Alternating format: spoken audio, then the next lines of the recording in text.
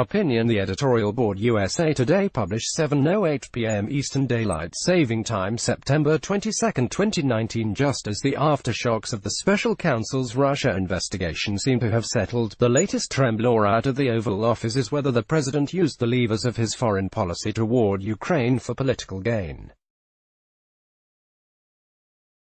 A confidential whistleblower report might provide an answer. But once again, the nation's grinding democratic processes are falling short of providing Americans what they need to decide whether Donald Trump did something wrong, short of someone violating the law by leaking that whistleblower complaint, or the whistleblower risking retaliation by bravely going to Congress. There's no quick or certain process for the public to learn its contents. There is, however, a steady drip of news media reports, and a few admissions by Trump himself on Sunday. According to the Washington Post and the New York Times, a whistleblower complaint filed with the intelligence community's Inspector General focused on a promise Trump made during a phone call on July 25 with Ukrainian President Volodymyr Zelensky. This happened to be the day after Robert Mueller's much-anticipated congressional testimony. During that conversation, Trump asked the Kiev leader to investigate a key political opponent, a former Vice President Joe Biden, and Biden's son Hunter, regarding the younger Biden's past business dealings in Ukraine. The Wall Street Journal later buttressed this reporting, revealing that Trump pressed Zelensky about 8 times during the call to open the inquiry. Views from President Trump and others. The conversation I had was largely congratulatory, was largely corruption. Still unclear is whether there's any connection between Trump's desire for dirt on the Bidens and $250 million in U.S. military aid for Ukraine, which has been engaged in a 5-year civil war with pro-Russian separatists. The aid was inexplicably delayed, then released soon after Congress raised concerns about the whistleblower complaint. Was a meeting with Zelensky or the promise of Ukrainian assistance somehow, by inference or otherwise, made contingent on Kiev investigating Biden? If true, that would be a gross abuse of presidential power.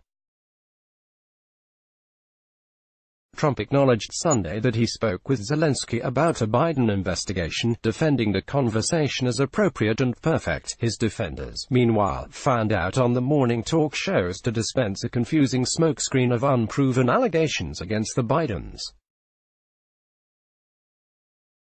All the while, the unnamed whistleblower's account languishes in the dark. The intelligence community's Inspector General, Trump appointee Michael Atkinson, was so troubled by the report that he deemed it of urgent concern. The law requires that an urgent concern whistleblower complaint shall be turned over to Congress. But the acting Director of National Intelligence, Joseph McGuire, blocked this.